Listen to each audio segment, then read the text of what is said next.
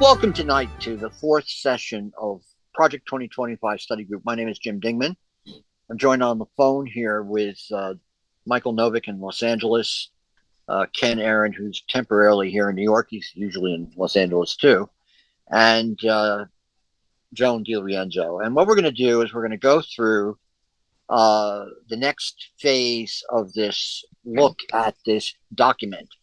So far, we have gone through the first 250 pages of the Project 2025 document, which I would basically boil down is a look at the executive branch of the government, essentially what is controlled by the White House directly, and the various bodies of the executive branch, including the Department of Defense, the intelligence community, and the State Department. And today, we're going to examine several entities, including the U.S. Agency for Global Media, the Corporation for Public Broadcasting Policy, and the U.S. Agency for International Development.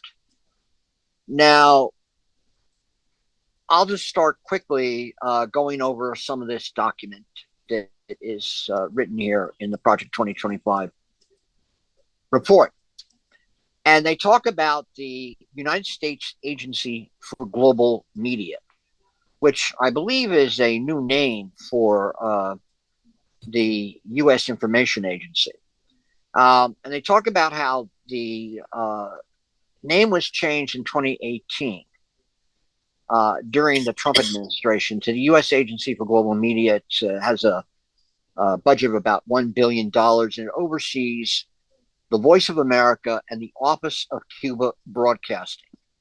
It also oversees grant funding for several independent grantee organizations, including the Middle East Broadcasting Network, Radio Free Asia, Radio Free Europe, Radio Liberty, and the newly formed Open Technology Fund. Now, the Voice of America, these are all institutions set up during the Cold War. There's lots of literature about Radio Free Europe. There's lots of literature about Voice of America. There's lots of literature about the Office of Cuba Broadcasting, which has been sort of a joint effort going back in different names to the period of time when Fidel Castro came into power in Cuba. The Middle East Broadcasting Network, these are essentially propaganda arms of the federal government. And of course, Voice of America, it's probably the most well-known. Again, lots of literature about this in terms of how it would shape Cold War propaganda and new Cold War propaganda. It has news information in 48 languages to about 326 million people worldwide. It uses radio, print, digital, web, and mobile media. The Office of Cuba Broadcasting, Radio and Television Marti. Now, this is, again, an extension of our foreign policy of hostility towards the Cuban Revolution. And this is something that's been implemented since, as I say, the early 60s in different forms. The Radio and Television Marti is essentially a vehicle to, quote, win over hearts and minds in Cuba and Latin America to the point of view of the American government. And basically, they're talking about they're angry in this report for Project 2025. They're angry about, they're accusing the Biden administration of basically empathetic attitudes towards communist Cuban leadership, coupled with organizational hostility towards the Office of Cuban Broadcasting by certain elements of the United States global media leadership. In other words, the present leadership of the Biden administration. Then they have the Middle East Broadcasting Network, which messages to 27 million people in 22 countries around the world. This, of course, is another arm of the government, and this has been in conflict with, information systems that were set up by the Iranian government in Lebanon. This is where they get into. They've had conflicts with Al Jazeera Because Al Jazeera, of course, has mass popularity in the Middle East and elsewhere. But in any event, that's the Middle East Broadcasting Network. Then you have Radio Free Europe and Radio Liberty. These, of course, are clear Cold War institutions that have survived into the present day. They generally were aimed at the Warsaw Pact and the Soviet Union itself. They're founded in the early days of the Cold War. Again, the Cold War. What's the Cold War? The Cold War started in 1917 with the Bolshevik Revolution. It started in 1945. I personally think it starts in reaction to the Bolshevik Revolution in 1917. But and there was, of course, early parts of what we see after World War II with Radio Free Europe and Radio Liberty in the 20s and 30s. But these were arms of the U.S. government set up, and they talk about how Radio Free Europe is set up in 49, Radio Liberty in 53. They merged in 76 into Radio Free Europe and Radio Liberty. So here they're talking about, again, they're criticizing the focus of these both institutions under the Biden administration. Radio Free Asia is another entity. They're talking about how it is waste and self-dealing. They're attacking it for, having problems with compliance with procurement issues in the government. Again, could be perfectly reasonable. And then the Open Technology Fund is essentially the digital arm of the global media agency, essentially engaging in social media operations mounted against foes that the United States government decides that they want to direct it to. Now, all this is this arm of the government, and the Trump administration was attempting to reform this. They wanted to, what they felt was a liberal bias in the institution they inherited from the Obama administration. They would talk about here and this is sort of interesting for those of us who were involved with Pacifica to see this. They felt that the firewall that existed inside the agency was to reinforce journalists who promote anti-American propaganda that parrots adversarial regime talking heads. Now, I would say that, again, the evidence, it's very interesting. What is anti-American propaganda from an institution that essentially exists to communicate the messaging of the U.S. government internationally? And it's again, we get into this ideological purity theme that is clear throughout this entire document as we've been reading it. Does anybody want to comment on that about the Voice of America, Radio Free Europe, all those kind of things? Michael, do you want to add to that? Well, a couple of things. I think all of them were at the time, and probably still are. I think the CIA has a hand in them because they were designed often to, particularly in the early Cold War period, I think they sometimes even had coded messages for agents. And I think that what they don't talk about here is that the U.S.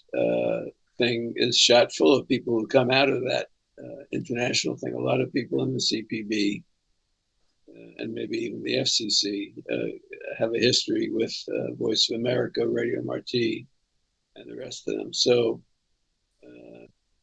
they're not particularly interested in exposing that, but I think we need to be aware of it. Yeah, very good points. Joan, do you want to add anything on that? Your impression of Radio Free Europe or Radio Liberty and all these kind of things as Cold War? I don't know that much about it. I'm learning, so I'm just going to listen. All right. And Ken, do you want to add to that? Ken, are you there? Oh, Ken left. All right. So welcome, Elliot. So again, this is their discussion of they're arguing that the present structure does not fulfill what they feel would be their mission in a Trump administration. So here they're saying that the U.S. global agency media agency, basically joins the mainstream media's anti-U.S. chorus and denigrates the American story, all in the name of so-called journalistic independence. Indeed, content during the Trump administration was rife with typical mainstream propaganda points or talking points assailing the president and his staff. So that is, in fact, that's an interesting, argument that they're making, that basically they're saying that the present structure of it essentially would be counterproductive to a Trump administration. Now, they're talking about here the necessary reforms. So there should be security reforms. They're basically talking about that the U.S. Agency for Global Media is vulnerable to exploitation by foreign spies. They found that and this is where you get into these questions of who's being hired. They're talking about U.S. Agency of Global Media personnel. 40% of them were performing their Tier 3 and Tier 5 national security sensitive positions with falsified or unauthorized suitable for employment determinations with access to sensitive federal buildings and information systems. Now, look, I know people who've worked in these agencies, and they are, people who are from foreign countries who have, really good cultural language skills, and they may put them in there without, quote, going through a Tier 3 or Tier 5 classified clearance process. But at the same time, to say that they are, again, this is where they point out that they want to purge these kind of people in a new Trump administration. They want to make sure that these people are politically loyal. They don't want the U.S. Agency for Global Media to ever be entrusted with delegated authority over its personal security programs and suitability determinations until such time as it can prove that these failures will not happen. They're talking about some people who had unauthorized clearances, who basically they felt that the way they were using it was these people would come work in this organization and then they disappear because they were illegal immigrants, if you will, into the United States that were legitimized by basically being allowed to work on these kind of these issues. And again, they're talking about, I'm thinking about the people I know who work for this. There's Afghanis who were escaping from the Taliban. So anyway, it's just interesting to read these kind of arguments they're making here. Now, journalist security. Agency journalists, both on and off American soil, have faced danger, yet their superiors have done little to protect them. Whistleblowers and Trump administration officials found that protection of U.S. Agency for Global Media American and foreign journalists employed by U.S. AGM networks was severely lacking. Okay, that's an interesting question. The question of protection of external journalists. Again, I don't know. I don't have an opinion about that. Wasting taxpayer dollars. They want to basically cut it. They want to consolidate services. Basically, they're sitting here talking about the Voice of America has a Farsi language service that duplicates one funded through Radio Free Europe and Radio Liberty. So essentially they want to, quote, cut down their product. They also look on this, and here's what's interesting. Here's where you get into this sort of xenophobic aspect of all this. J-1 visa program abuses. Rather than using the appropriate I visa intended for foreign journalists, the U.S. AGM uses the J-1 cultural exchange visas to allow foreign nationals to transition easily into jobs that American citizens with cultural and linguistic expertise could satisfy. The J-1 visa is intended for cultural and academic exchange programs, none of which include journalism. Here you're talking about, okay, so you get some person who is multilingual, who speaks English, Turkish, Arabic, whatever, and then you basically decide to put this person in a situation where they're not allowed to take a job. Now, they're also talking about, increasing the ability of it to have shortwave transmission improvements. Now, here is where you get into this question of the overall theme of Project 2025, which essentially replace the government top tier and middle tier bureaucrats with the political appointees. Here they're talking about the way the White House initially helped or organized VOA. Basically, it was functioned under it was essentially an arm of the U.S. government during World War II. And that extended into the aftermath when it was renamed the U.S. Information Agency, USIA. And there's lots of literature about all that and how it performed its function during the Cold War. USIA would, of course, help sponsor jazz musicians going to different parts of the world. And they were Cold War ambassadors. That's how they were viewed. That's just one aspect of it. The State Department, the VOA was most effective, and before and during the Cold War was under the direct supervision and control of the War Department. So they wanted to be put under the supervision of the National Security Council. And here the issue of messaging. And, Trump, of course, is always interested in, the uniformity of media messaging of him. So here they're talking about coordinating taxpayer-funded TV, radio, and messaging that tells the story of America and should be coordinated with existing foreign language social media platforms of the State Department. Now, again, that would not be that different in a Biden administration policy document, or for that matter, a Kamala Harris document. They would, of course, want to have a coordinated theme being messaged out. But that's just to say, and so you have the conclusion here of essentially they want to basically reform the USA Global Media Organization to essentially be a much more useful tool in their impression. It would be one of the greatest tools in America's arsenal to tell America's story and promote freedom and democracy around the world. Again, that's not that dissimilar from the ideas that were used to form Radio Free Liberty, that kind of popular expression that they wanted to have it used as a way to, quote, disseminate U.S. values. So I don't see much difference really in this from any other document. Now here you get to. I'm sorry. Could I get? Go on, Michael. Get in there? Go on, Michael. Yes. I think if you want to go back, you probably are old enough to remember when all the exposures were done by Rampart magazine. Oh yeah, of absolutely. The CIA role in in the AFL-CIO, in the National Student Association. There is a line struggle that goes on inside that sort of national security apparatus, and I think that's part of what they're referring to here. There's at the National Security Council, they talk about it elsewhere, is one of the few such councils that actually is statutory. It was adopted by an act that at the end of World War II, right? And there was actually a struggle that went on between Big Bill Donovan and Dulles over what to do, with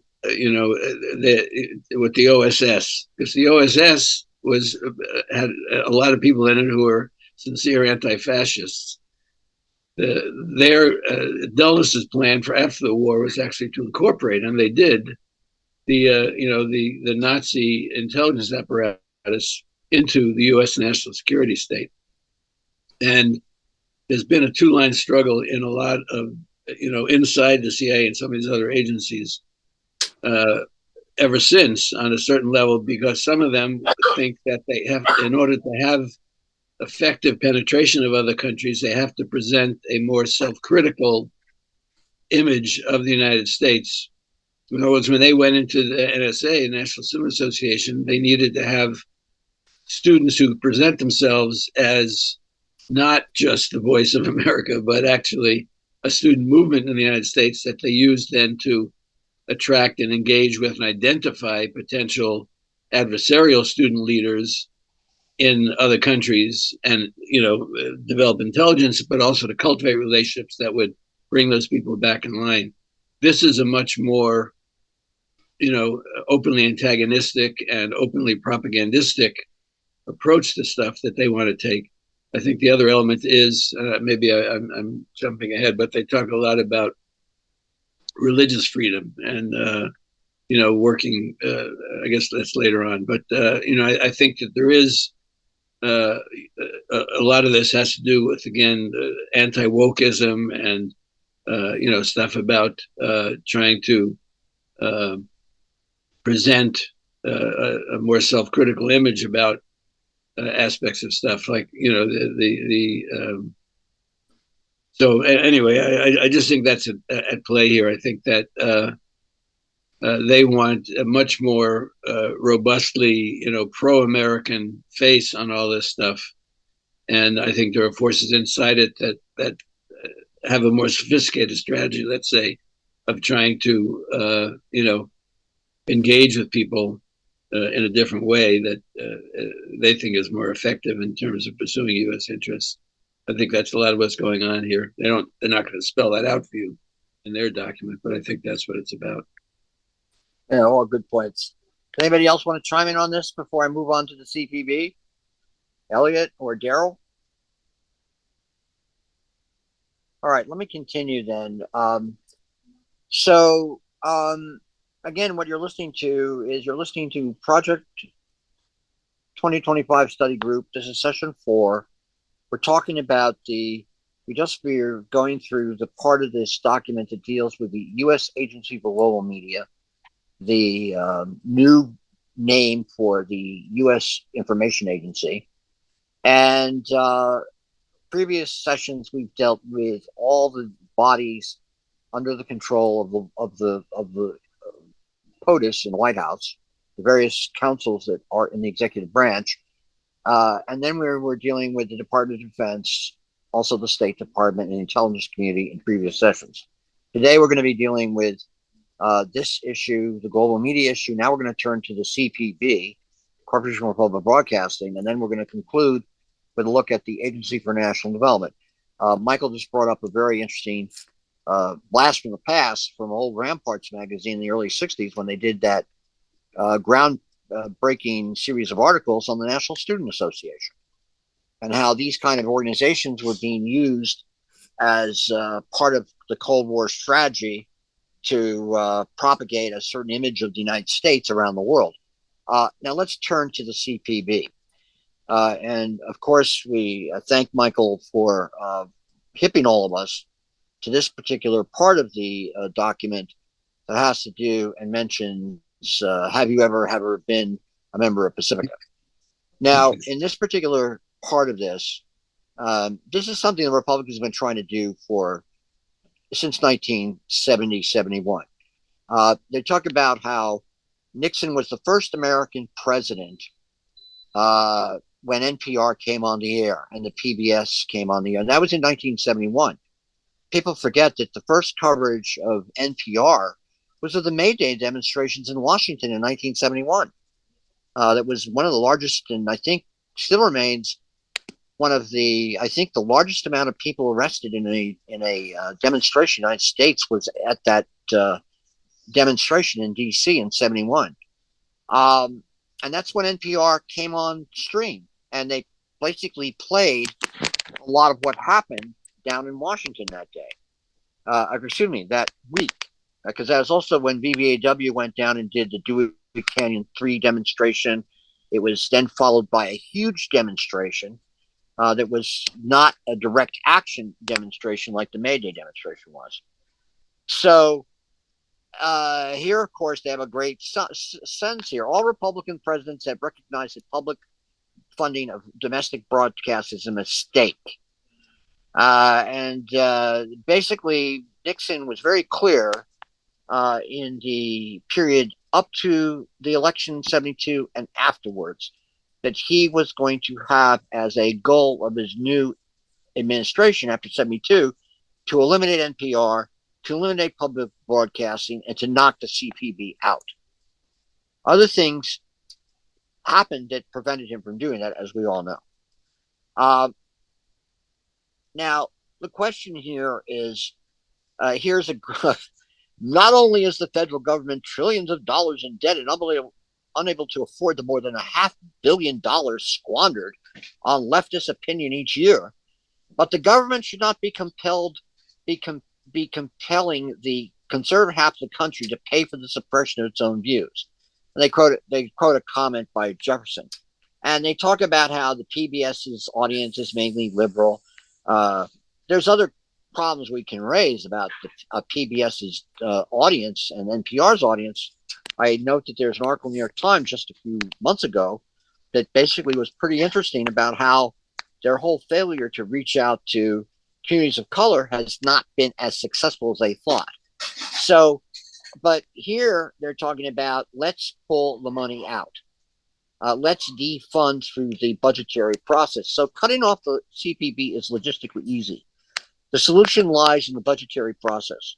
In 2020, and then talking about how, and they've been fighting about this all the time. And I myself remember in 1994 when, quite ironically, I was on the local advisory board in New York City at WBAI, and they decided to make a big deal over the whole issue of Pacifica. People may recall that Senator Pressler, I think he was from North Dakota or South Dakota, I think either North Dakota or South Dakota. Was it North Dakota?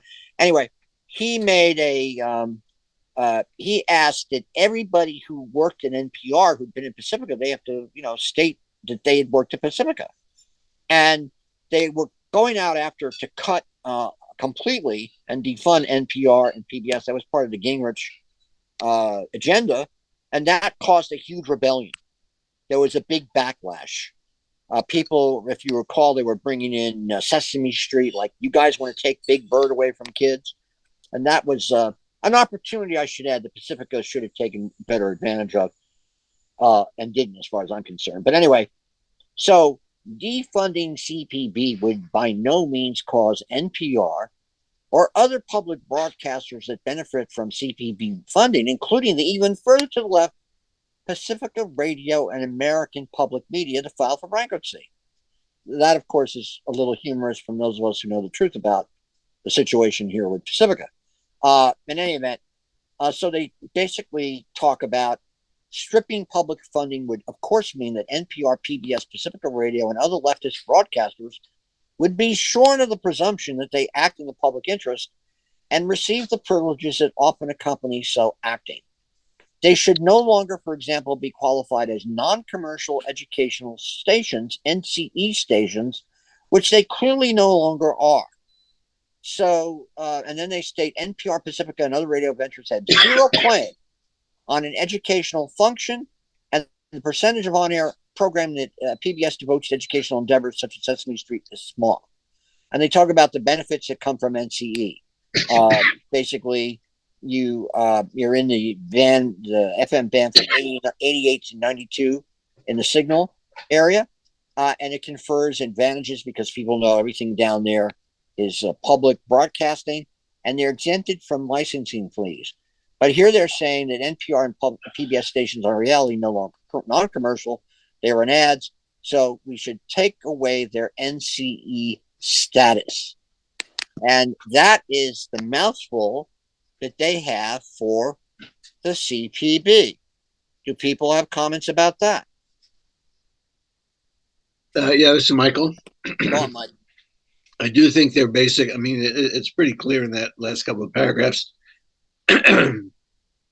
They basically, want they're interested in privatizing all of broadcasting. They don't like the idea that there's any kind of public broadcasting or non-commercial broadcasting. They want it to all be commercial because they want the dictates of the commercial interests to dominate. And so they want to force, any kind of other broadcasting that exists, not to have any kind of taxpayer funding and not to have any barriers between commercial interests. They want them, they want us and NPR, PBS, the rest of it to exist in the same commercial pool, compete for the same commercial dollars, and merchandise the content in the same commercial ways. And I think it's related to their approach to education and a lot of other things. They're interested in privatization, and the same way they're privatizing security operations and military operations and prisons. Going for school vouchers and privatizing education. This is just another arena for them in which they object to any kind of public sphere and any kind of commons. And I think, even more than the ideological concern, that's really what they're striving for. They want to see, private commercial enterprises dominate broadcasting. All right. All good points. Anybody else want to chime in on this? Elliot or Daryl? It's everything for the corporations. This is really scary. I mean, the corporations got everything now. That's why we don't have housing and people sleeping in the street. Can I pitch in something there? Go on, Daryl. The more that I listen to this stuff, and the more that I then remember what is his name, Fred Rogers hearings and the wringing of hands, the people who are proposing this, have no clue what's really going on, and what needs to happen is, if you want to counteract what they're proposing, and I'm not really clear what they're proposing with regard to broadcasting that. What at best does NPR get with regard to morning drive time? We need to look at, especially with WBAI, look at it as a totally different, look at it as an NEC as compared to we keep comparing it to commercial station. And the idea is the population doesn't have housing because the population isn't aware that they can have housing. They're terrified all the time by people who keep telling them that this is the 1900s and that you need to work every day of your life until you die. Because if not, someone is going to take the little bit that they've decided to, quote unquote, save for you away from you. And what I'm suggesting is that every time I say on WBAI, there's 100 billionaires living in New York City. It don't fly. It doesn't matter. People can't even conceive what that means. And why my piece is that I'm trying to figure out what they're thinking about allowing the population to drift this close to being totally irrational. I mean, look at what happened in Bangladesh. It could happen here. No problem. So, I mean, we do have things that we could look forward to. However, it's good to know how the enemy is thinking. And the only reason I call them enemy is because they're so confused, so demented, that I don't know what else to call them. And we need to bring them in or do something with them. But first of all, we have to have an in to bring them to. And I'm not clear that most people in this country specifically have a clue how the process works and what's going on here. This isn't like when your father War II and was able to go to school and get a house, all that crap, even though it spread to a number of people, wasn't for everybody. I mean, the reason that you have to pass legislation now to protect farm workers is because during the New Deal, in order to get the New Deal passed, you weren't able to do that. So we need to mix in a little bit of the bitter with the sweet and get people to look at how you can take advantage of their thinking, because that's exactly what the code words that are being thrown out every time you watch television about quote unquote the Democratic Party being a left-leaning party. Left of what? Yeah, really. Left of who? You know, you had Republicans that were far more radical with regard to housing and clean air and clean water than any of these people who are up there now. And people have to be careful because what? I could get shot. I like when we ingest this and then are able to take it to people and say, this is then referenced in 47 here, and they already have the person and the corporations they want lined up to administer this. So that if you have any hope of seeing clean water, clean air outside of having sufficient capital to pay for a gated community to get it, it ain't happening here. But that's just a thought. Well, thank you, Daryl. Elliot, do you have anything you want to say about this? Elliot? All right. Well, no, I think the whole thing's a waste of time because I don't think your vote gets counted. So I'm kind of out of the discussion entirely.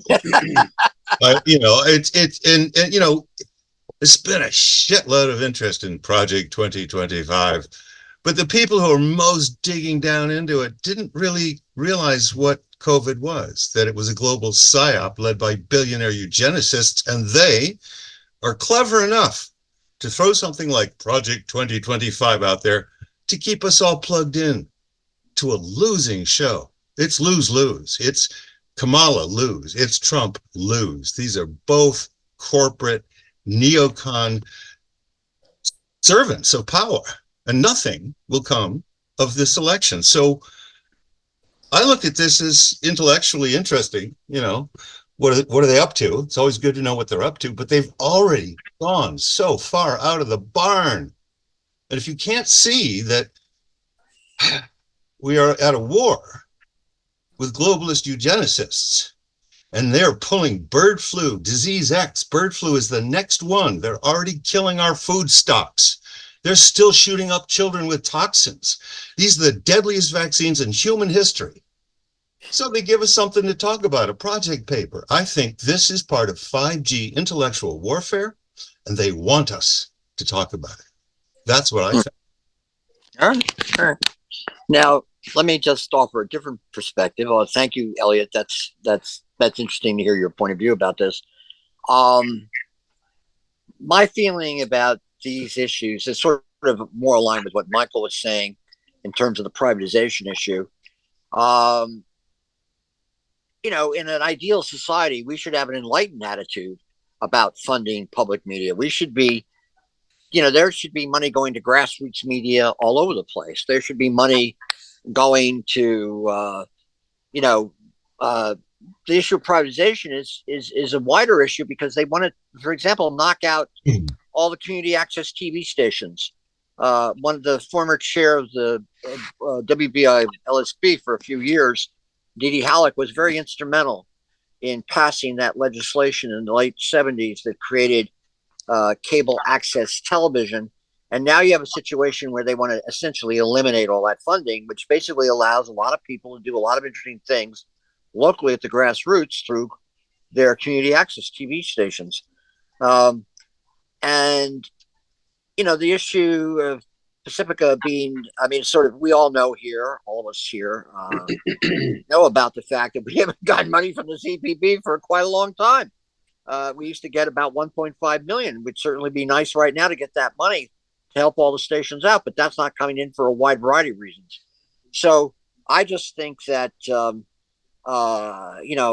it gets into, it sort of raises questions you talk about, Elliot, because is it Tweedledee and Tweedledum we're fighting about when we argue about the Democrats and Republicans? And, there's a lot to that. I don't necessarily see it completely the way you do, but I do see the Tweedledee, Tweedledum part of it between the Republicans and the Democrats. And the kind of vision I'm talking about, funding for public media. Hi everyone, this is Derek that we won't get. Resistance Network, and I'm joined by James Corbett of the. We won't get that from the Democrats or the Republicans. Maybe we'll get more from the Democrats, but we know that this whole process here gets stymied in Capitol Hill. And as far as I'm concerned, this is something that the foundation really should be, has let fall. They've been asleep at the switch for at least several decades on this, because the last time they ever sent somebody to Washington to do lobbying was Pat Scott in the early 90s. And the results of that actually led to the revolt that overthrew the old bylaws structure in 2000, 2004. So, we've just basically not been an influence in terms of the debates about this issue. And I'm not saying it's good or bad. I totally accept the question of, the limitations of the bourgeois political system and structure that we live in. I agree with that. But, here's this practical attack on public funding of any kind of alternative media. And that, I guess, is one of the reasons why I'm glad that this was brought up, because this is something they would definitely do if they came back into power, and to strip all the Pacifica stations of their non-commercial, their NCE, their non-commercial educational station status would, of course, be a imposition and a cost factor that would be dilatory. It'd certainly be dilatory to you guys in California. It'd be dilatory to the people in Washington, and it'd be dilatory to the people in Texas. New York and Berkeley do not have non-commercial education licenses. At least they do, but their signals are in the commercial range, which is why they're always thought about. Certainly New York is thought about as such a ripe little place to swap or sell. Anyway, does anybody else want to make comments on this before we move on? Yeah, how do I post a link to an article that I think sort of best represents what I'm talking about, which is narrative control? You put it in the chat. How do I do that? You should, if you're doing it by Zoom, Elliot, you open up the chat function, or you could send it to me, to my email, and I'll distribute it. But then you put in the link into meeting group chat, and that will create a permanent record, because I'm keeping all the chats. Oh, okay. So I click on chat here. Yeah, and then you'll see that there's an area where you can post. Oh, all right. So I have the link. I just have to click and post it, right? Correct. Okay. Hang on. Let's see if I can do this here. Where do I click? You just drop it right in there, and then you'll see the little button down there that allows you to. I'm gonna put a message in. I've got it. So I got it. No. It says messages, blah blah blah. So I close that and post. Is that right? You see that little button on the right-hand side at the bottom there? That you just hit that, and then it will post.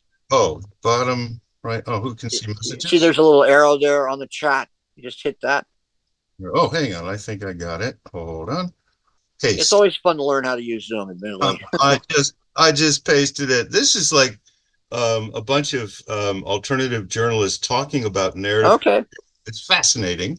And I think it basically says we move beyond the electoral system. We're in a totally new world, and that's why I'm not partisan. All right. Well, those and those are very valid opinions to debate. Yeah. All right. Thank you. I can't see it, but I did post it. Oh, all right. Thank you. Yeah, you see it? There. Yeah, it's there. Oh, okay. Check it out, man. This is Corbett. All right. Cool.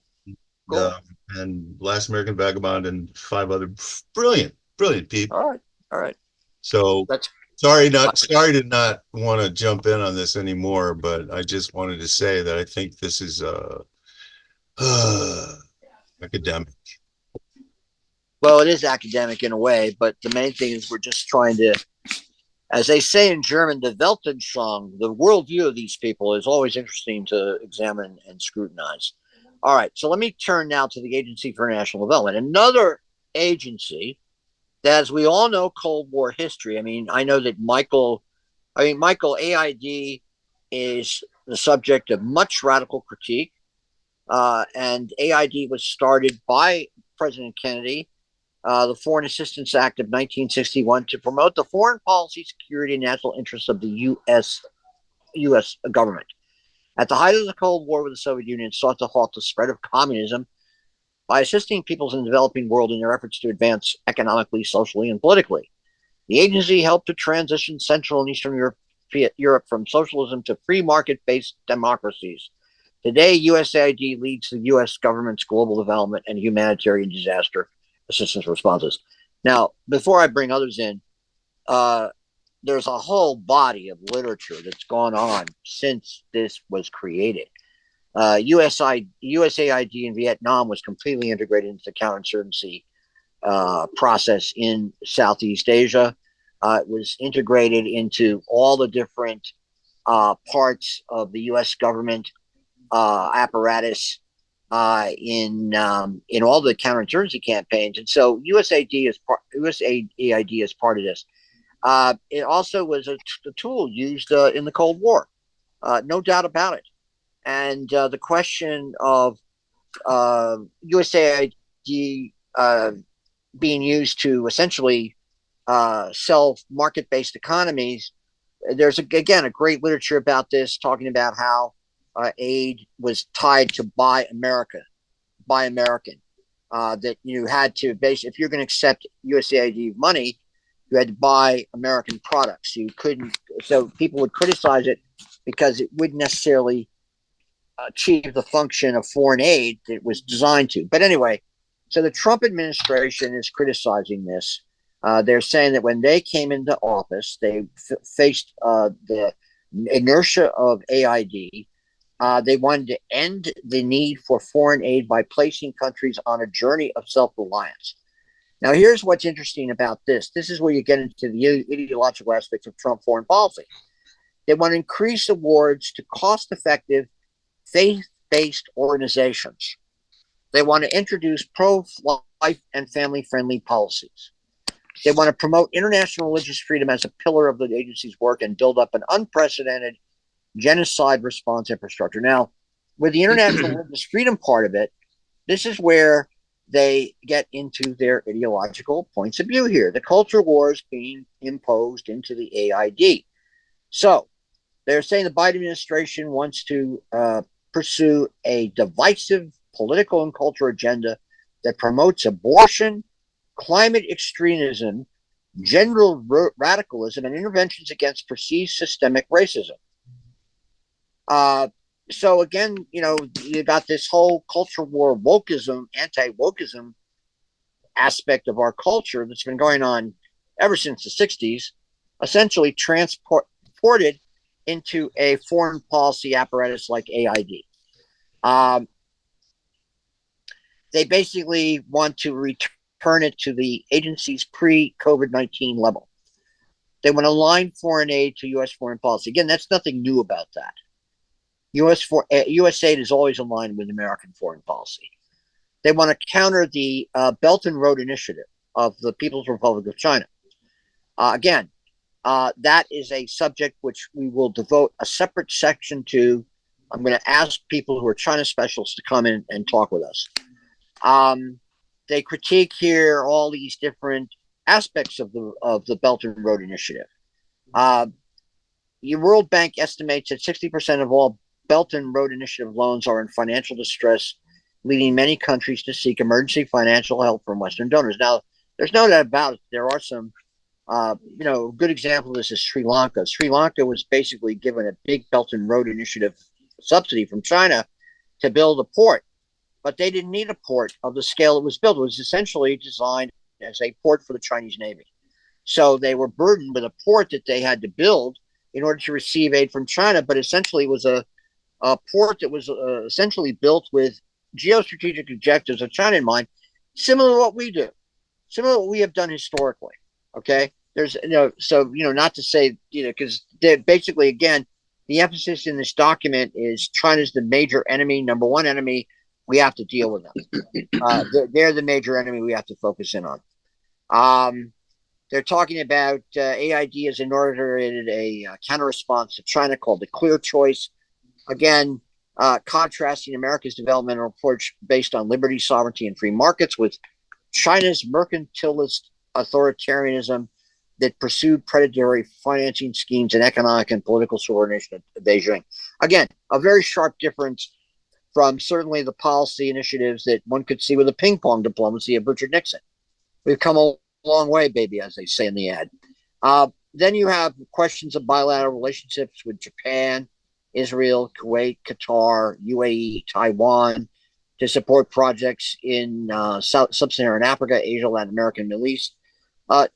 Establishing an office in Greenland. Now, remember, in the earlier documents we talked about, there's this whole stress on the Arctic Circle, the quote security threat in the Arctic Circle, and they make a big deal about that. And I've been listening to them in foreign policy circles talk about the our arms racing in the Arctic Circle as an issue to be just talked about. But the question of, global warming has totally freed up Arctic Circle for exploitation for all sorts of economic ventures, and it's sort of in their scheme of things, they want to put this in high on the agenda.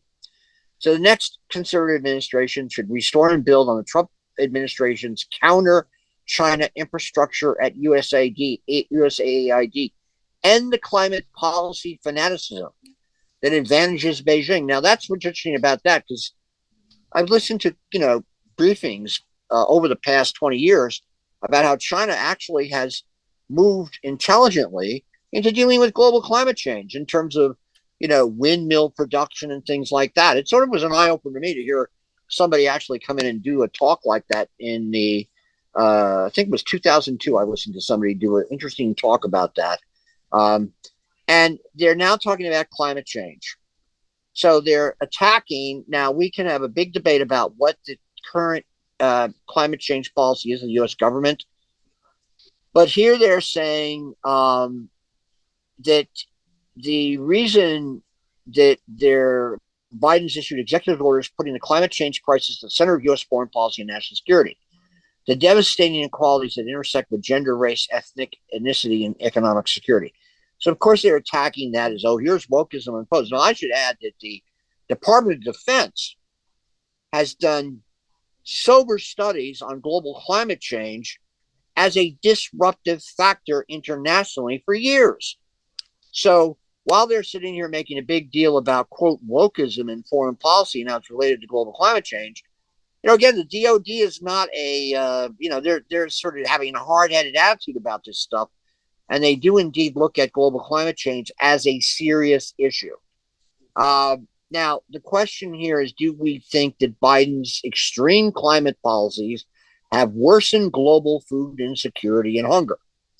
So they're attacking his anti-fossil fuel agenda, inflation, farmers in poor countries can no longer afford. Now, it's true. Farmers in poor countries can no longer afford to buy natural gas-based fertilizers. That's a fact. But the question of reform in food production globally is much more complicated than what this document says.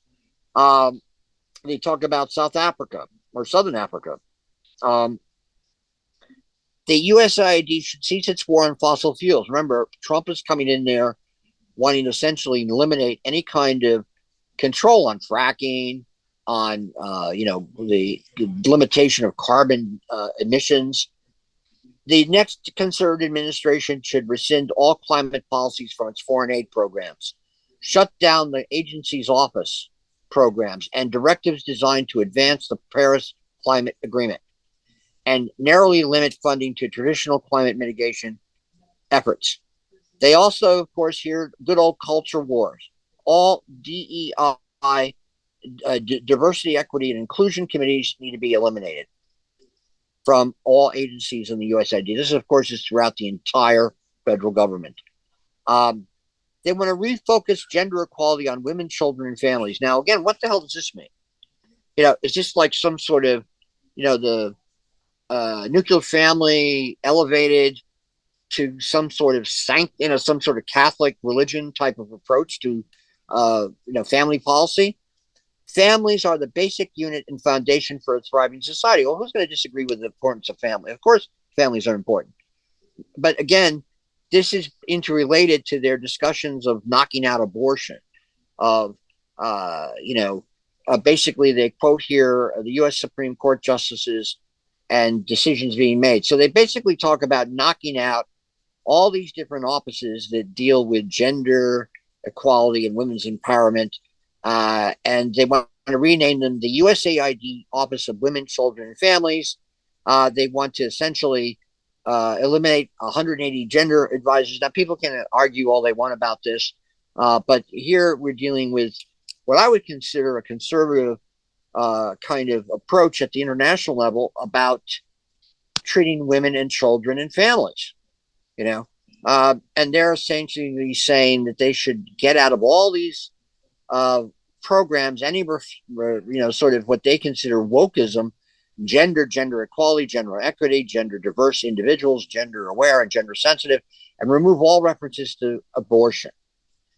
And they say the left has commandeered the term gender. Well, I don't particularly I don't think the left can commandeer the word gender. Protecting life and so here they're talking about international reversal of family planning control, birth control. They want to take that out. They want to basically eliminate any kind of support of pro-abortion policies around the world as part of American foreign policy. And again, I'm going to skip through this because this is basically that in a nutshell. Now, international religious freedom. President Trump's executive order advancing international religious freedom instructed the Secretary of State to budget $50 million a year for programs that advance international religious freedom. Now, again, I would argue that the Radio Free Europe, the whole USA agent, and there was of course, a use of religion in that Cold War period by the USAID. What they're talking about is something more extreme. They're talking about something along the lines of, really empowering their version, and some could say go so far as to even call it Christian nationalism, that would be the core American value of American religious freedom, which correlates significantly with poverty reduction, economic growth, and peace. So they sort of see this as basically a progressive outcome if they stress religious freedom as a policy objective. And their idea of religious freedom is sort of has all these different components. But if you look at their more out there kind of comments, they do indeed talk openly about promoting Christian nationalism. They want to localize the partner base. We can debate about that. This has always been a problem with debates about USAID policy, whether it should, reinforce local economies or should it be totally integrated to American marketing of American corporate interests abroad. And usually the latter has been what they do. They're not into substitute importation in local economies. They don't support that. And that also was a big source of division with AID in the 60s and 70s when they were dealing with third world countries. Again, you get down to this political appointee issue. Accomplishing the next conservative administration policy goals at USAID will require political appointees who have knowledge and responsibility and visibility into the design and awarding of contracts, grants, and cooperative agreements. In other words, this is typical of what we've seen in early parts of their arguments, where they basically they're already creating essentially an employment agency. I think they have about 20,000 people they've already vetted to basically come in and be a political appointees in a new Trump administration. And they are openly talking about replacing all these middle level bureaucrats. Now, global health, another issue that's complicated because there is family planning in American foreign policy. So they want to basically retreat from that. They want to basically eliminate the family planning kind of part of American foreign policy.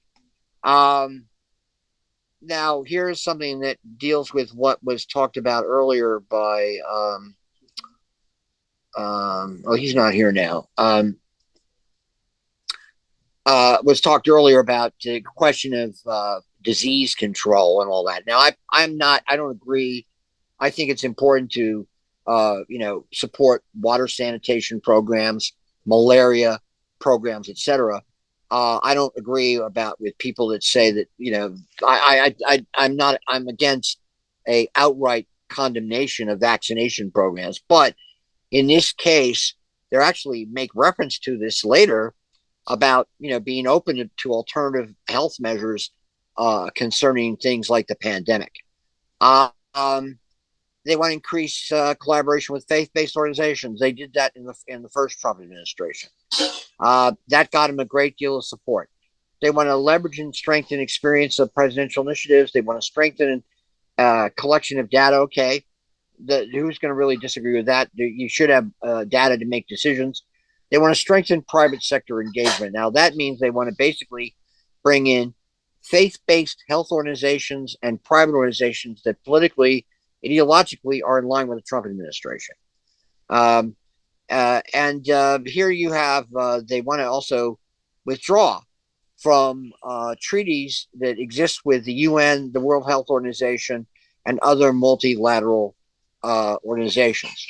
Now, the question of global humanitarian assistance is an important one, because with global climate change, we're going to have more problems happening internationally that require responses to hurricanes, floods, earthquakes, all sorts of crises that are happening. We see this all the time, and so how's American foreign policy going to deal with this?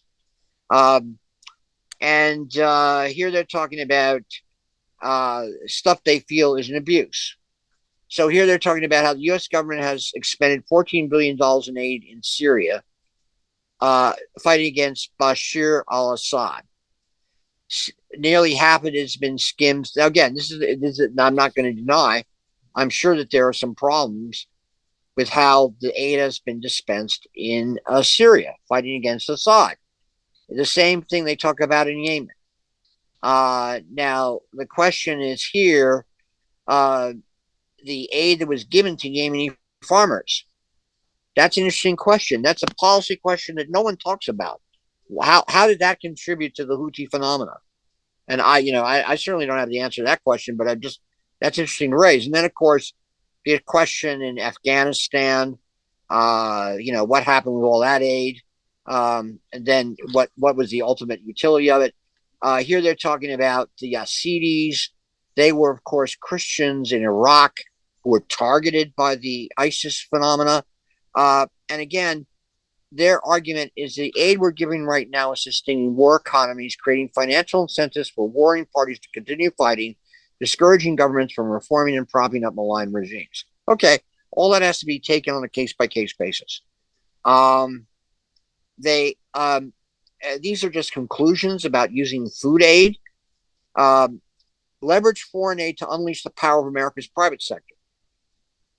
Again, these are always back and forth arguments made both in Democratic and Republican administrations. There's nothing new with this. Branding. How do you brand American foreign policy aid in the third world or fourth world or second world? What's the ups and downs? How do you compare it to BRICS? How do you compare it to Chinese foreign policy? And then they talk about different bureaus that they want to basically put under control of political appointees. The Office of Administrator, Bureau for Foreign Assistance, Management Bureau, Office of Human Capital and Talent Management, Bureau for Policy Planning and Learning. These are all parts of USAID. They want to Bureau for Legislative and Public Affairs. They want to make sure the appointees there are loyal to Trump. Office of General Counsel, Office of Budget, Resources, and Management, Bureau for Democracy, Development, and Innovation. They want to make sure that now here they talk about how to apply this globally. So here they're talking about Asia. So Asia, USAID should intensify its bilateral relationships with pro-market, free market Japan, Australia, South Korea, and India. No difference between the Democrats and Republicans on that one. They may not say pro-free market. They would use other more flowery language, but that's the result of what they want to do. Now they talk about the question of China. USAID should neutralize the efforts through the deployment of targeted assistance, such as helping countries to combat the effects of China's illegal fishing. We know that there's these big battles of fleets, fishing fleets in the South China Sea and elsewhere that go on between all these peripheral countries that the United States is trying to bring in as allies in a possible conflict against China. The Philippines, Indonesia, Vietnam, Malaysia, etc. And all these countries have different relationships with China, but their fishing fleets do get clobbered by the Chinese. So that's an interesting tool of AID to do that. In the Middle East, now, here is interesting to compare what we're talking about right now. Look, we're on the verge. Who knows what will happen in the next couple of days? There's obviously going to be some sort of military action. U.S. is moving carriers there after Israel assassinated Ismail Haniyeh in Tehran, and also the whole question of what happened in Lebanon. So again, this document is written probably a year ago, and it stresses the Abraham Accords of Trump, which we know have basically, this is written before October 7th, obviously. So everything has changed since October 7th. But they argue that foreign aid must advance the Abraham Accords. Now, one could argue that the Abraham Accords are basically out of the picture at this point in time, given what's happened on the ground. They should consider cutting aid to states allied to Iran. And again, all this one could read and looking at the document, but again, everything's different nowadays as a result of this. Africa. Aid has always had a very strong influence and participation in Africa in all the different countries. Lots written about how AID has had impacts on different countries in Africa. But here they're talking about Biden's administration radical global climate policies have cut off billions of investment to develop clean fossil fuels, denying Africa's billion-plus people access to cheap energy to further their own development and finance their own social services and health, water, education, and agriculture, while increasing its dependence on China's renewables industry. Okay. Now, again, they're talking about the Belt and Road Initiative. However, the problem here is that there's tons of studies about the effect of global climate change on Africa. And Africa is going to get clobbered far worse than other parts of the world with global climate change.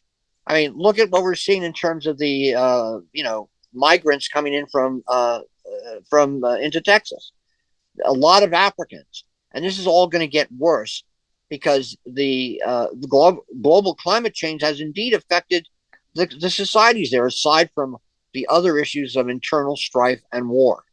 And this is a whole big thing here about basically aligning AID to be more robust in Africa. Go on, Alex. Yeah, I understand. The whole anti-Belt and Road tenor of especially the U.S. aid, but also other sections of foreign policy. I mean, it's just absurd because they're just nowhere getting near the kind of resources that China is committing to these countries. Also, we always tie our aid to, you have to essentially adopt, the Washington consensus and, Right. are basically become pro-American. You're not allowed to have your own foreign policy, etc. And particularly we're also dependent on, so-called public-private partnerships, which just is inadequate when it comes to large-scale infrastructure projects, which again, the U.S., even private U.S. does, I don't know, I can't think, obviously we don't do high-speed rail.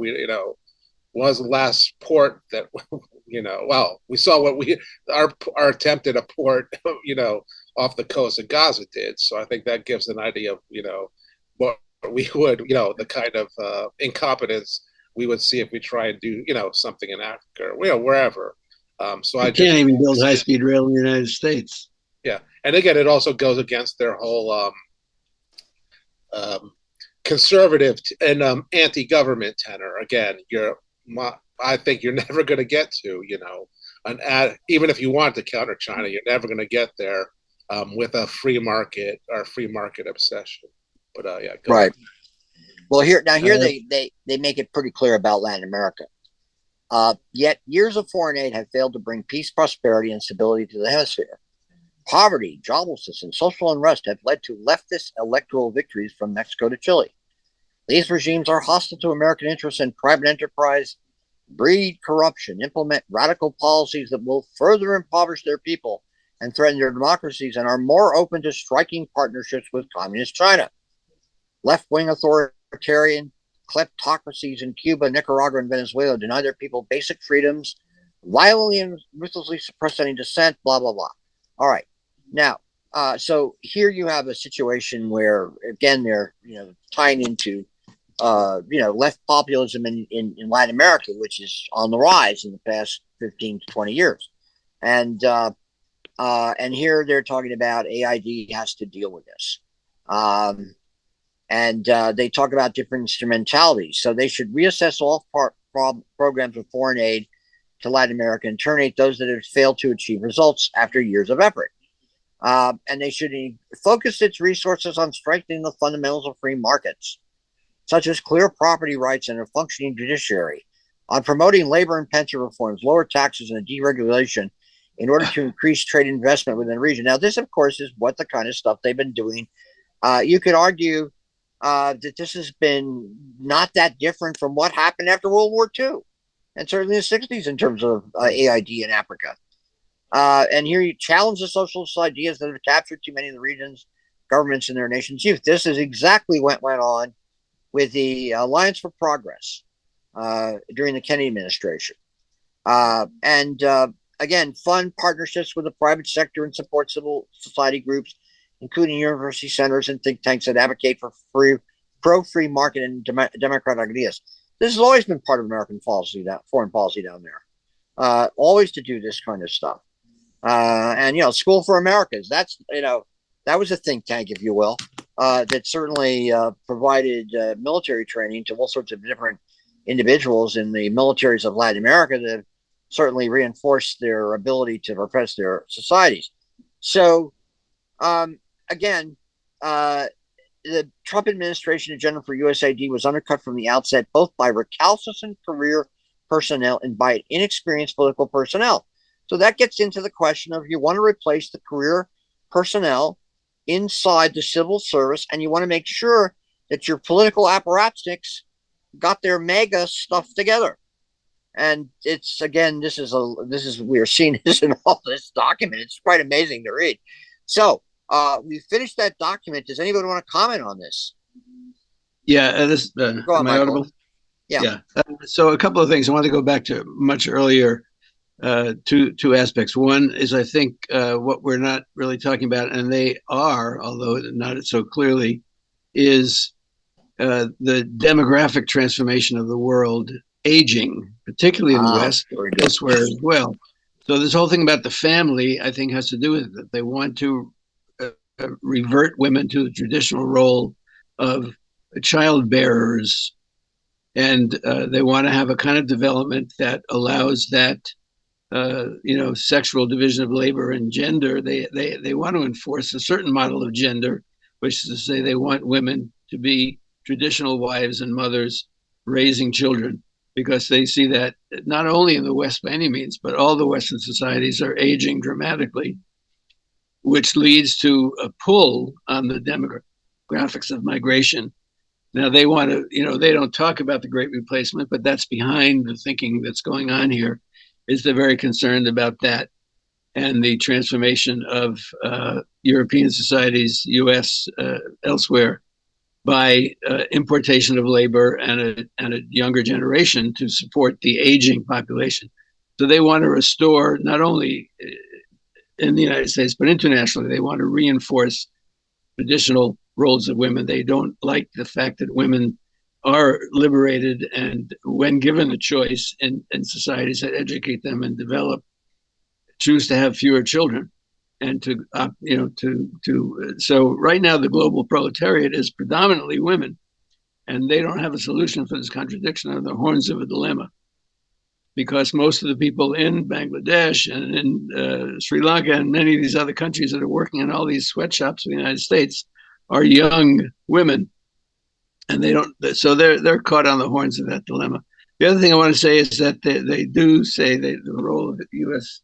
aid should be to encourage private enterprise. And there's a little bait and switch there. They talk about the fact that U.S. foreign aid was once 80%. I don't know if you can go scroll back into the thing where they talk about that, but they say now it's only 10%. And the other factors they mention are private investment, direct private investment, and remittances. So there's a hidden thing there, because it's not actually direct private investment. It is remittances. Remittances is poor people in the United States who come from other countries sending money back from their piddling wages here back to their home countries. And this is now the largest flow of revenue from the global north to the global south, is poor working people who have migrated, sending money back either to invest in their own retirement back to their home countries or to support their families back to their home countries. I used to teach English as a second language. I would do a lesson every trimester about remittances. How many people are sending money back? Every single hand in my class would go up. We would read together an article which said what I just told you, that the largest flow of money, which is to say much bigger than foreign aid and even bigger than direct foreign investment by private corporations, is remittances from poor people in the United States. And it's not only in the United States, because it's going on in all the Middle Eastern countries that have imported people from Indonesia and Muslim countries in the farther east, the Philippines and so on. There's an enormous flow of money, and it's so I would do this lesson with my students, and we would talk about the size of the amount of money that was flowing out of the north into the poor countries of the south in the form of remittances. And one of my students said, "Well, teacher, if it's so much money, why is everybody still so poor?" And I said, "You've hit the nail on the head, because the largest flow of money is not from the north to the south. The largest flow of money is from the south to the north by the repatriation of profits by all these U.S. businesses out of those countries into and through unequal trade and unequal exchange. Those countries are buying advanced products from us and selling, unfinished goods and raw materials. And so all of those remittances are the crumbs from the table. But it's it's still larger than all the direct private investment that's going on, is the money that poor people in this country are sending back. And in other countries, the same thing goes on in Western Europe, it goes on in the Arab, the Emirates and the rest of them. They have imported the labor, and then a little extract of that goes back to the countries that it's coming from, and it's actually larger than direct private investment. So I just want to underline that to everybody, to understand that there's a bait and switch going on here, because they mention remittances once and then they act like must be a minor thing. It's mostly U.S. corporate investments. It's not. Yeah, those are great points, Michael. And here's, I think, where they're talking about the flows, but that's another element to critique all this, because those are incredibly the whole picture of the global economy and how it functions in relationship to all these policy prescriptions. Those are very, very significant points. Alex, do you want to jump in on this? Yeah, just add that again, their whole, pro-family policy, they never, of course, discuss what is economically necessary to support that. In terms of things like, like what the French do with, government provided health, childcare. But also you would have to, if you truly want, women to return to the household, you would have to pay have good jobs for the male, head of the house, and give them, again, I say, $30 to $40 an hour wage, and probably a minimum wage around the country of at least $25 an hour, that would allow them to support a family, especially the larger family that they're talking about. No, in general, you'd want a bunch of different economic policies that would reduce cost of living to make, those kinds of larger families sustainable, which again, they of course never talk about or never say anything, along that in that vein. Or about if I could just chime in on that for a second, their solution is child labor, which they're trying to impose in the United States, let alone. It's all, the other thing is interesting in reading that issue about the family as a solution is, I go back to, when I read about the family policy in the Third Reich. Now, am I going to say completely this is the same? No, of course not. But there is this sense of the Herrenvolk, the idea of this idealization of the nuclear family. We know the nuclear family essentially uh, started to take a nosedive in the United States in the late 1950s with an increase in divorce rates. And so this desire to go back to the nuclear family as the quote model. And the points you made, Michael, were brilliant in terms of the whole question of the global proletariat that exists right now, which is in direct contradiction with these kind of these ideals that they come up with in all this. But does anybody else want to jump in with their opinions about all this? Well, isn't it like putting the woman back in the house and you're never going to hear from her again? Yeah, right. That's and, good. and maybe they're going to have, like, the man can have 3 wives. You know, that there's that religious order too. But this is going back to isolationism. How can you go back to that in 2024 when you have the climate is all over the world? It's hitting every country. So if you don't work together, like, how are you ever going to get anything done? But the problem with the countries working together is they don't want to go and work in the country like together. They want to go in and get what they can from it and then, you know, take it out. Like, you know what I mean? Like, it's always the money. Right. It's not how you can make it better.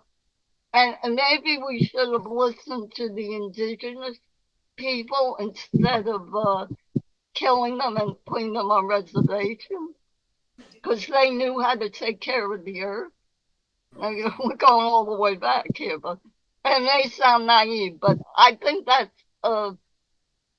because I work with other countries. I work with India and all, and I see what's going on over there. I mean, you got that whole population. Half of the population doesn't even have food, and the rest, they're opening up Gucci and everything over there. And how can you have like in all these countries, you don't have clean water and you don't have decent food to eat? This is 2024. Like, what are we talking here? Yeah, all good points, Joan. All good points. Daryl, go on, Daryl. Has anybody looked into the logistics of how this all works out? In other words, where are they getting their army from? How are they going to, if they could even produce the person power that they would need in order to quote unquote defend this? What are you going to do? I mean, I hope they have a better plan than what they currently are doing with the military that's used up. I mean, I don't see anything here that's thinking outside the 1970s, maybe, and that would require everybody to play along. Our major plan should be to bring mental health to those people who think that this plan has any kind of a rational reason to exist. And that doesn't take, I don't think it would take that much to convince people that it's in their interest to eat, to sleep indoors, to have an education, and to be in a situation in which you are refraining from terrifying yourself, let alone letting other people terrify you with rumors of things that you could have total control over.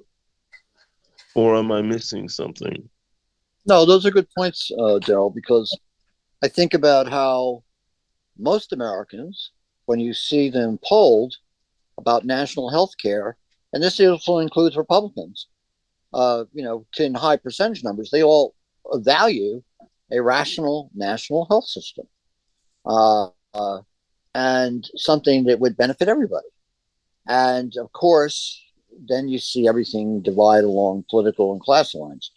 But but even before you get divide along class lines, And yet we go to stores that for the most part are selling us poison.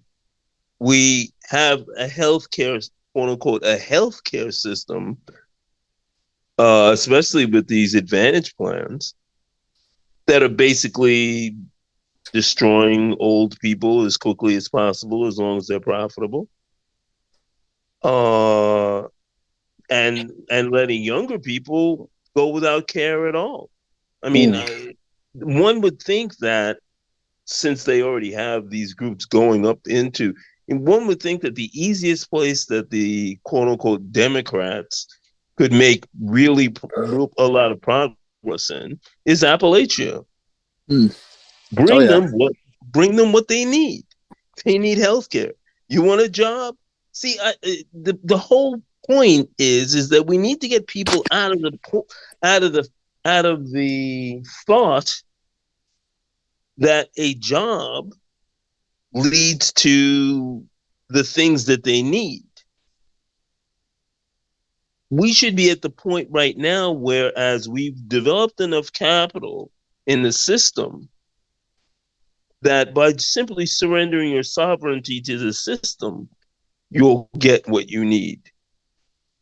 Oh man, that means that uni income thing, and everybody gets, I don't care what you call it.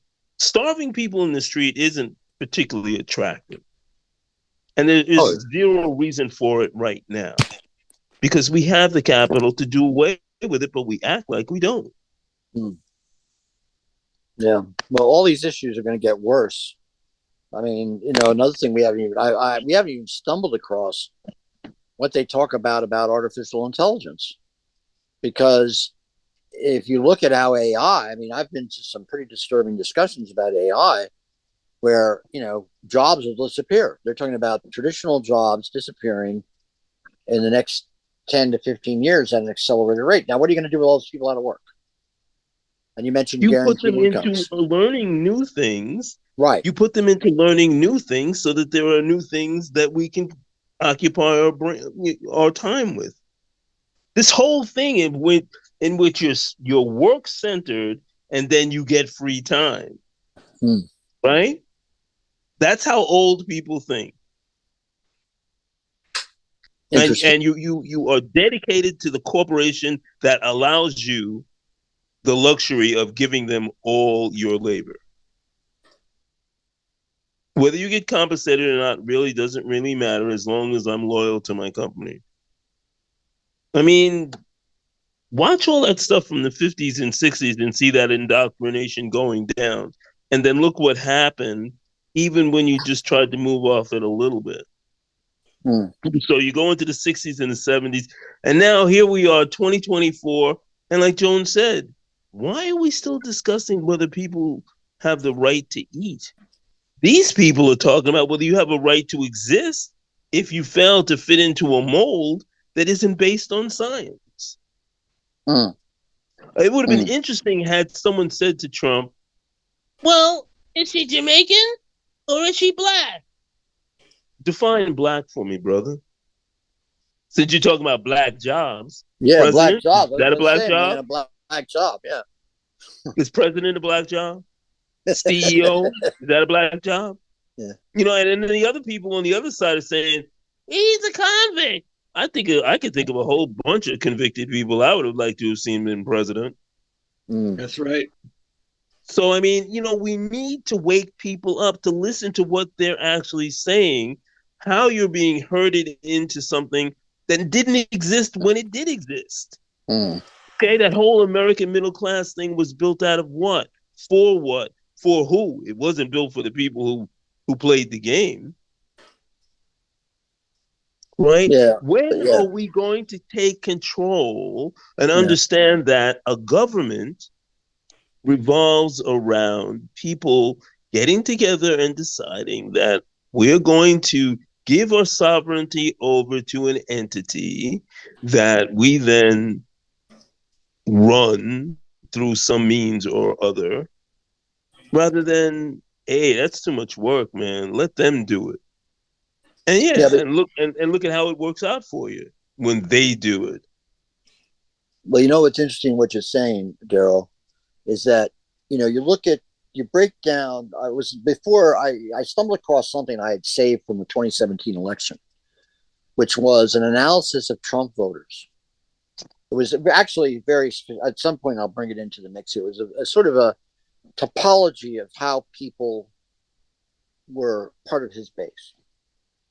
And what you're suggesting is that you also see, well, they voted for Trump because he's the anti-establishment voter. Now, sometimes I say to myself, come on, here's this guy who is a billionaire who essentially is, from a Marxist point of view, spinning out an elaborate false consciousness that works and essentially is, you could say from a certain perspective, the guy is, masking a certain part of the ruling class and the upper class and serving their interests, but at the same time appealing on the basis of using racism as part of his selling pitch, which he does, of course, brilliantly from his point of view, as a way to divide people. Yet there's this other aspect of the cynicism of the desire to have an exciting vision, like, okay, we all want to do better for ourselves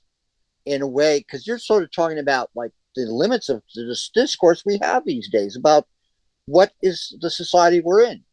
We're stuck now in a dichotomy, in a binary between Trump on the one hand and Harris with all her, all the other aspects of this class structure in our society being brought in on her behalf to reinforce her, even though, there's parts of her I'll take over Trump. But nevertheless, the vision of what the society would be if we could think about it in a way along the lines of what you're talking about is something we never get to. It's sort of regarded as ideological or idealistic poppycock. And, to get to that point, I think is very important for us as a society because, we're going to completely be caught in these kind of conundrums all the time. And, what happened in Bangladesh, that could happen here. I think Trump would like that to happen if he doesn't get elected.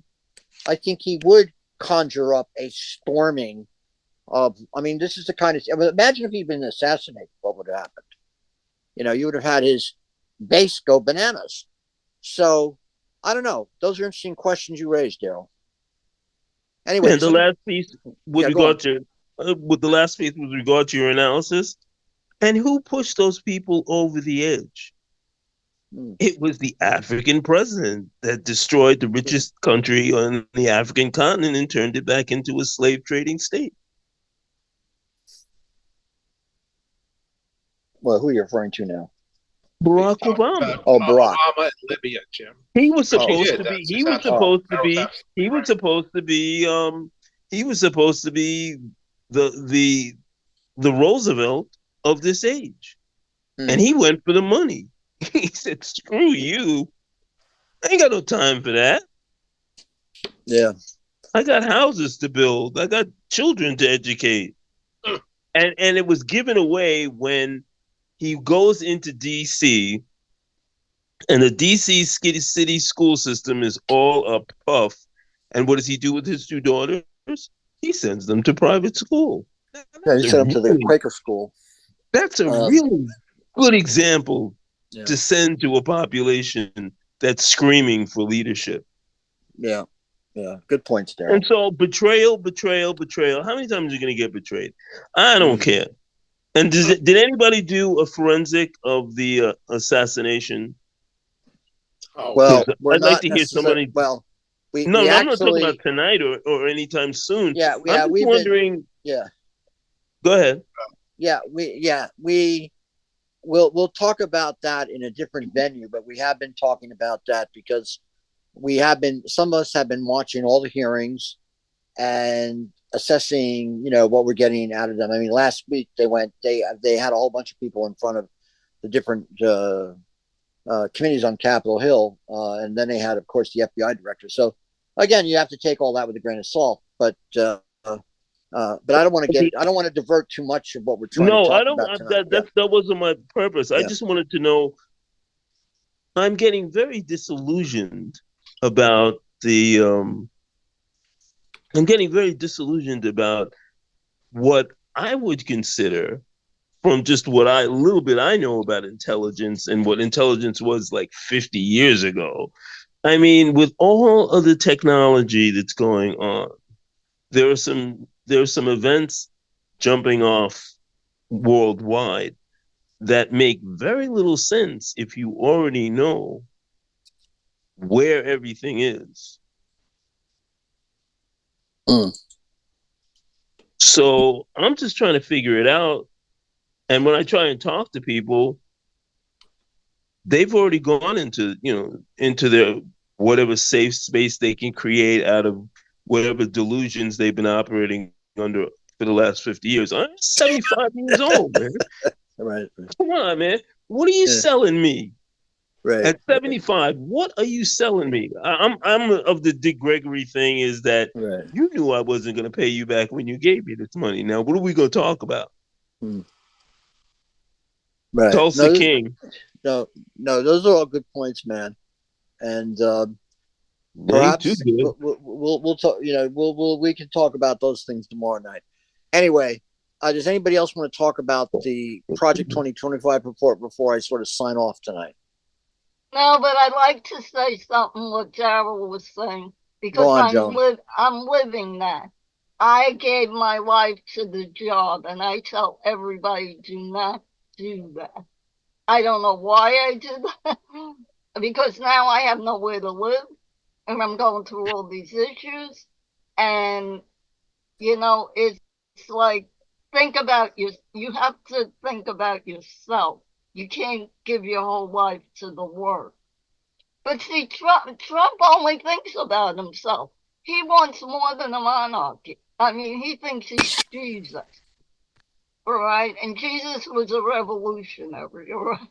We need a revolution. Well, that might be a way to conclude tonight. We need a revolution.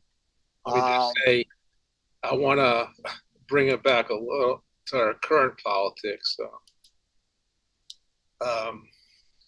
which is, nobody should expect Kamala Harris, despite all of Trump's problems, to have an easy time getting elected.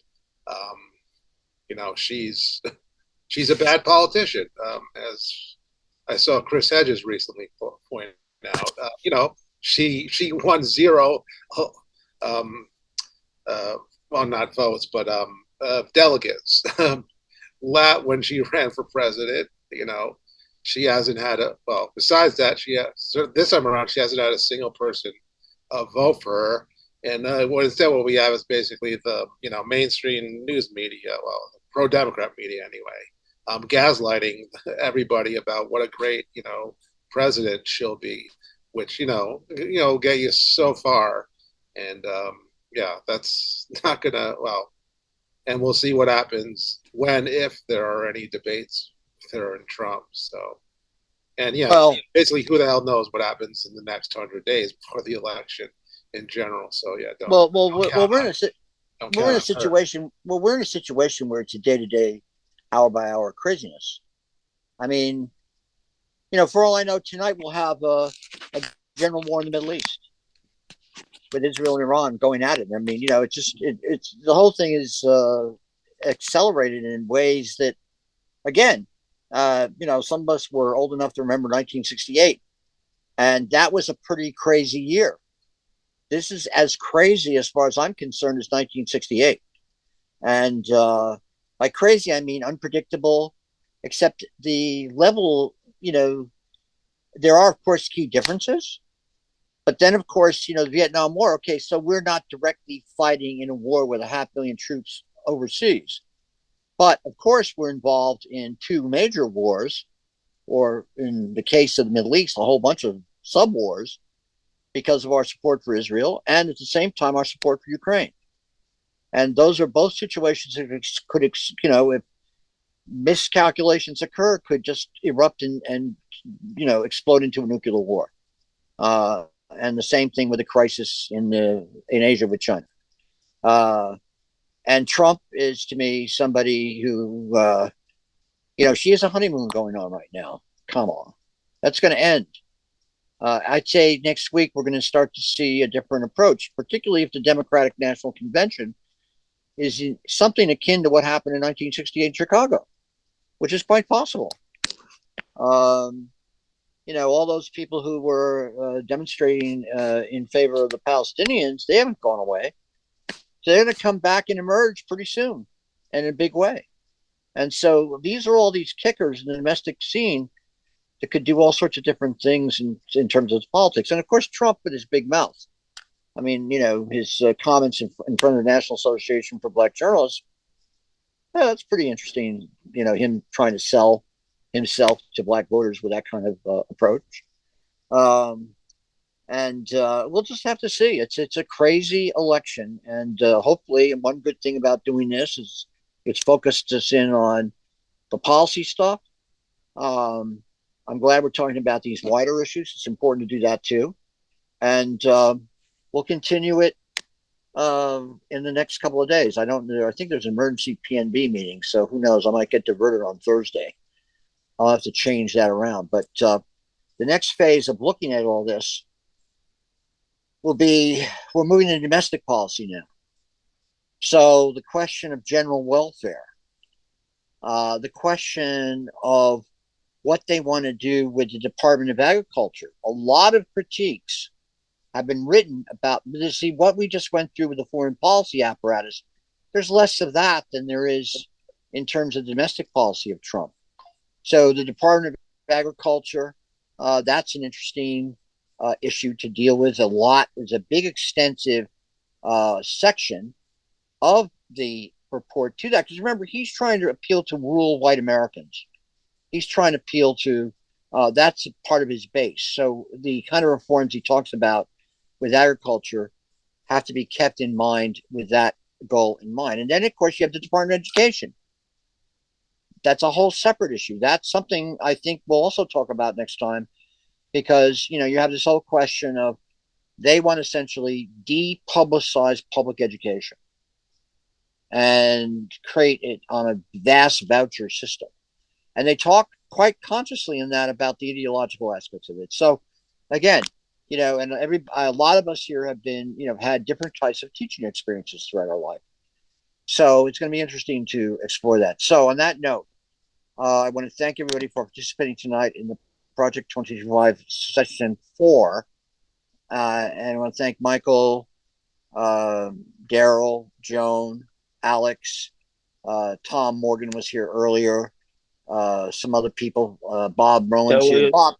Bob, did you want to say anything? You were sort of silent the whole time. Bob, do you want to say something before we finish? Bob? What? I can't hear you, Bob. Can you hear me now? All right. Well, I can't hear you at all, man. All right. Anyway, Michael, do you want to say something? No, I'm good. I would be interested in talking about the agriculture stuff. If people have a chance to check out anything from Rob Wallace talking about the avian flu and what they've done, it's like the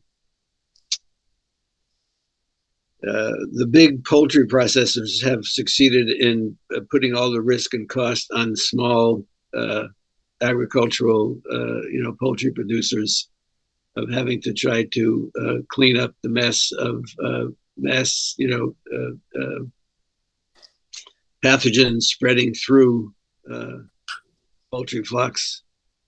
And I think it's again they're on the horns of a lot of contradictions they can't solve, and I think we have to, have an anti-imperialist solution to them. I'm not sure if it's going to be forthcoming necessarily from Pacifica, but I think it's worth discussing. Yeah, right. No, it's very interesting stuff to talk about. All right. Well, on that note, thank you so much. You guys have a great night, and thank you for joining us today.